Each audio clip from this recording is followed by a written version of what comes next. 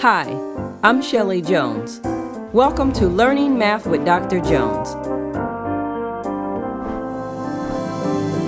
Our Facebook group will post a daily math lesson Monday through Thursday at 1 p.m. Eastern Standard Time throughout the month of August.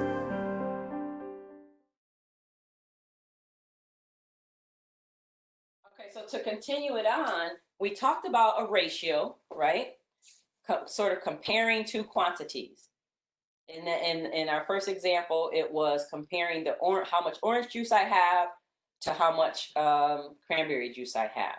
Well, you could actually have a proportion, meaning I have two equivalent ratios, right? And we figured that out in the table.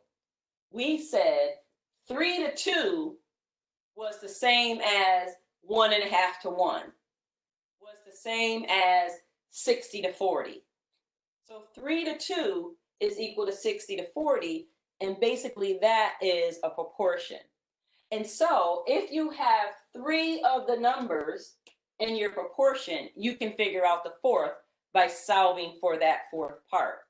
And so in our table, let me take a look at that. In our table, we had 3 to 2.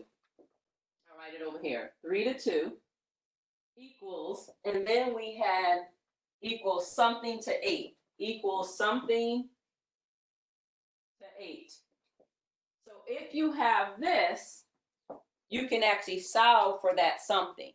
We knew that our original ratio was 3 to 2. And then we know that this was cranberry. We know that we needed 8 of cranberry, but we needed to figure out how much of the OJ. And so you can do that several ways, and it shows you down here how you can do that. So this one says, in example 1, it says the cook uses salt and sugar at a ratio of 9 to 2. If there's 45 grams of salt, how much sugar do I need? So theirs is salt to sugar.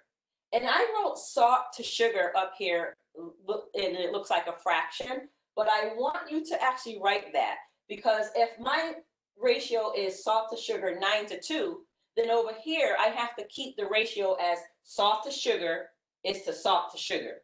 I have to make sure that I keep that consistent. So 9 grams of salt to 2 grams of sugar is the same as saying 45 grams of salt to how much sugar.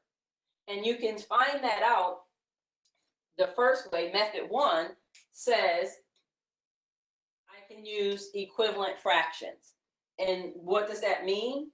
I have to say 9 times 5 is 45, so 2 times 5 is 10.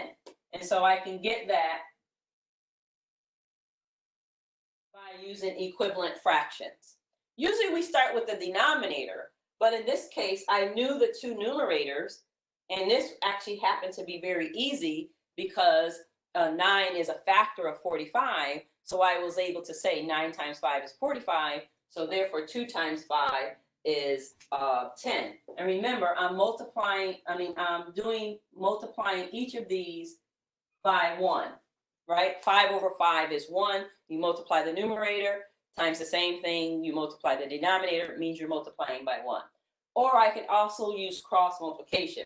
So this says 9 over 2 equals 45 over S. S is for sugar in this case. So I can cross multiply 2 times 45, which is I have over here, and 9 times S. So 9S equals 45 times 2. 9S equals 90, which 45 times 2 is 90, and then divide both sides by 9, and the 9's cancel out to 1. 1 times S is S, and 90 divided by 9 is 10, so 10 grams. So in both cases, I got 10 grams, okay? So ratios and proportions, pretty straightforward. There's lots of things that we can do. Let's see. I don't have anything on that side. I was pretty sure this was pretty short. A lot of the other problems are in the book. And so I actually picked out a few problems from the book that I wanted to mention, though. So I'm going to turn this over. Any questions on this first? Pretty fast, but pretty straightforward. We have ratios, and then we have proportions. And a proportion is when I have two equal ratios.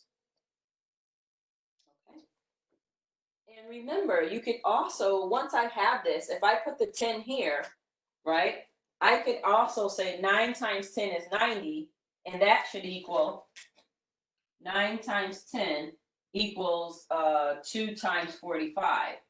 If that's true, then I have a proportion. 90 equals 90, so I know I have a proportion.